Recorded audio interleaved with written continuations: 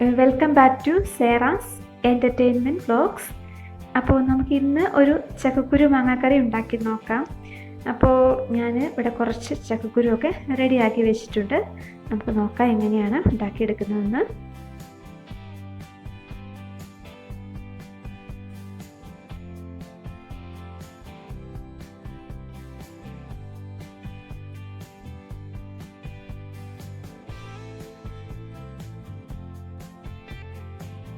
അപ്പോൾ ഇതുപോലെ ഞാൻ ചക്കക്കുരുവൊക്കെ റെഡിയാക്കി വെച്ചിട്ടുണ്ട്. അത് കുക്കറിലേക്ക് ഇട്ട് കൊടുത്ത് ആവശ്യത്തിന് വെള്ളം ഒഴിച്ച് കുറച്ച് ഉപ്പും കൂടി ആഡ് ചെയ്തിട്ട് നമുക്ക് വേവിച്ചെടുക്കാം.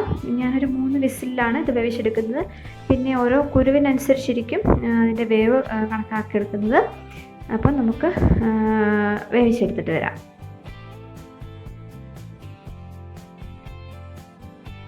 അപ്പോൾ നമുക്ക് ഇത് കുക്കറിൽ ഈ ചക്കക്കുരു വെന്ത് വരട്ടെ. ആ നേരം കൊണ്ട് ഞാനിവിടെ മുരിങ്ങക്ക ആഡ് ചെയ്യാനായിട്ട് അത് റെഡിയാക്കിയിട്ടുണ്ട്. അതോടൊപ്പം 2 തക്കാളി, എരിവിനനുസരിച്ചൊരു 3 മുളക് എടുത്തിട്ടുണ്ട്.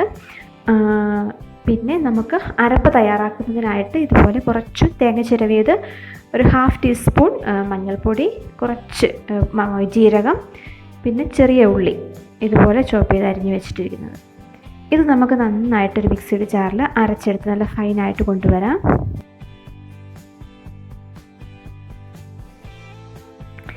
അപ്പോൾ നമ്മുടെ അരപ്പെല്ലാം നന്നായിട്ട് ഫൈനായിട്ട് അരച്ചെടുത്ത് വെച്ചിട്ടുണ്ട്. അത് നമുക്ക് മാറ്റി വയ്ക്കാം. അതോടൊപ്പം നമ്മുടെ ചക്കക്കുരു നന്നായിട്ട് വെന്ത് വന്നിട്ടുണ്ട്. അപ്പോൾ അതിലേക്ക് നമുക്കിനി മാറ്റി വെച്ചിരിക്കുന്ന മുരിങ്ങക്കായും തക്കാളിയും പിന്നെ പച്ചമുളകും ആഡ് ചെയ്ത് കൊടുക്കാം.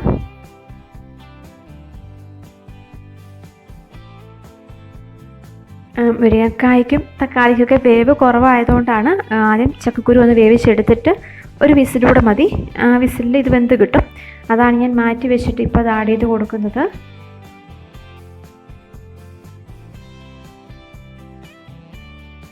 ഇനി നമുക്ക് അല്പം ഉപ്പും കൂടി ചേർത്ത് കൊടുക്കാം. അതോടൊപ്പം ഞാനിവിടെ ചെറിയൊരു മാങ്ങ കൂടി കുറച്ച് മാങ്ങ കഷ്ണങ്ങൾ കൂടി ചേർത്ത് കൊടുക്കുന്നുണ്ട്. അപ്പോൾ അത് നല്ലൊരു ടേസ്റ്റാണ്. തക്കാളി ഇട്ട് കൊടുത്താലും മാങ്ങയ്ക്ക് ഒരുപാട് പുളി ഇല്ലാത്തതുകൊണ്ട് കുഴപ്പമില്ല. അപ്പം നമുക്കിത് വേവിച്ചെടുത്തിട്ട് വരാം.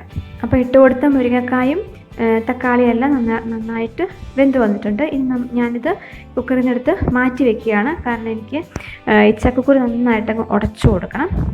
എന്നാലാണ് ആ കറിക്ക് ഒരു നല്ല ടേസ്റ്റ് വരിക. ഈ അരപ്പ് ചേർത്ത് കൊടുത്തിട്ട് ഇത് നല്ല വെണ്ണം ഒന്ന് നമ്മുടെ ആ സ്പൂൺ വെച്ചിട്ട് കുത്തി ഉടച്ചങ്ങ് എടുക്കുക.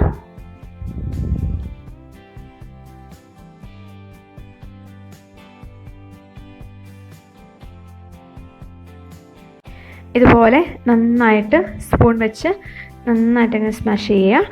അപ്പോൾ അതിനൊരു കറിക്കൊരു കൊഴുപ്പ് കിട്ടും നമുക്ക്. അപ്പോൾ ഇത് മതി. ഏകദേശം ചക്കക്കുരുവൊക്കെ നന്നായിട്ട് ഉടഞ്ഞ് കിട്ടിയിട്ടുണ്ട്. ഇനി നമുക്ക് മാറ്റി വെച്ചിരിക്കുന്ന കുക്ക് ചെയ്ത് വെച്ചിരിക്കുന്ന മുരിങ്ങക്കായും തക്കാളിയും പച്ചമുളകൊക്കെ ഇട്ട് കൊടുത്തിട്ട് അരപ്പും കൂടി ഇട്ടിട്ട് ഗ്രേവി ഇട്ടിട്ട് നല്ല വെണ്ണം ഒന്ന് ചൂടാവട്ടെ. അപ്പോൾ അരപ്പിൻ്റെ പച്ചമണമൊക്കെ ഒന്ന് മാറിക്കിട്ടും. അപ്പോൾ കറി ഒന്ന് സെറ്റായി വരും. അപ്പോൾ ഈ സമയത്ത് നമുക്ക് ആവശ്യത്തിന് ഉപ്പുണ്ടോ എന്ന് നോക്കണം. അതുപോലെ ആവശ്യത്തിന് വെള്ളം ഒഴിച്ചു കൊടുക്കണം. ഇവിടെ ഞാൻ ആവശ്യത്തിന് എല്ലാം ഉണ്ട്, വെള്ളമൊക്കെ ആവശ്യത്തിനുണ്ട്. ഇത് കുറച്ചുകൂടെ കഴിയുമ്പോൾ കുറുകി വരും. കറി ഏകദേശം റെഡി ആയിട്ടുണ്ട്. ഇനി നമുക്കിതിലേക്ക് കടുക് പൊട്ടിച്ച് ഒരു പാൻ വെച്ച് കുറച്ച് ഓയിൽ ഒഴിച്ചു കൊടുക്കുക, കോക്കനട്ട് ഓയിൽ. എണ്ണ ചൂടായി കഴിയുമ്പോൾ കടുക് പൊട്ടിച്ചെടുക്കണം. അതിനുശേഷം ചെറിയ ഉള്ളി അരിഞ്ഞ് വെച്ചിരിക്കുന്നത് ഇട്ട് കൊടുക്കുക. അപ്പോൾ ഈ ചെറിയ ഉള്ളിയൊക്കെ നല്ലൊരു ബ്രൗൺ കളർ ഇച്ചിരി കളർ മാറി വരുമ്പം നമുക്കതിലേക്ക് കുറച്ച് കറിവേപ്പില കൂടി ഇട്ട് കൊടുത്തിട്ട് നല്ലവണ്ണം അതൊന്ന് മൂപ്പിച്ചെടുക്കാം.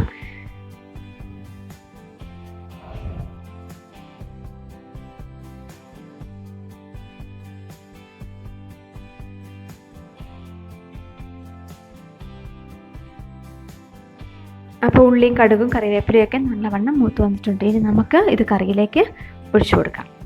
എന്ന് വെച്ചിട്ട് ഞാനൊരു പച്ചത്തണ്ട് കറിവേപ്പില കൂടി ഇട്ട് കൊടുക്കുന്നുണ്ട്. എന്നിട്ടൊന്ന് ഇളക്കുക, എന്നിട്ടൊന്ന് മൂടി വയ്ക്കുക. അപ്പം നമ്മുടെ ചക്കക്കുരു മാങ്ങാക്കറി റെഡി ആയിട്ടുണ്ട്. അപ്പോൾ എല്ലാവരും ട്രൈ ചെയ്ത് നോക്കണം. അതുപോലെ കമൻറ്റ് അറിയിക്കണം, സപ്പോർട്ട് ചെയ്യണം. ഇനി ആരെങ്കിലും ചാനൽ സബ്സ്ക്രൈബ് ചെയ്തിട്ടില്ലെങ്കിൽ സബ്സ്ക്രൈബ് ചെയ്യണേ.